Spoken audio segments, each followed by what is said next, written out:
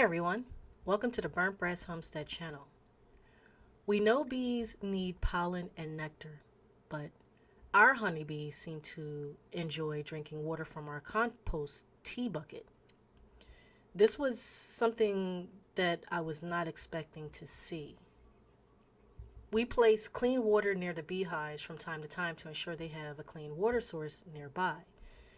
There's also an empty container filled with small rocks that collect rainwater when it rains. And the purpose of the rocks is to give the bees something to land on to lower the probability of them drowning in the water. However, I did do a little reading and found out that bees, like many insects, are attracted to unclean water sources, such as gutters, puddles, bird baths, and in our case, our compost tea, to quench their thirst.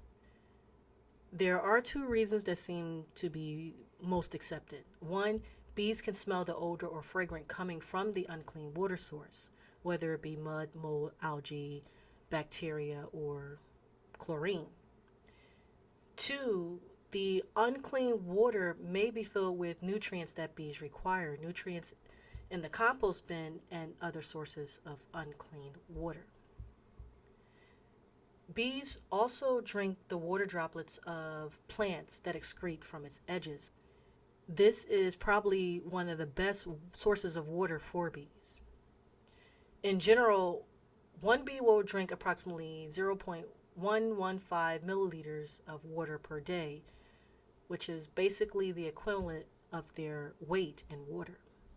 So, to summarize, when given a choice, bees will pick the most fragrant, nutrient-rich water they can find, which on the homestead appears to be our compost tea. Thanks for watching.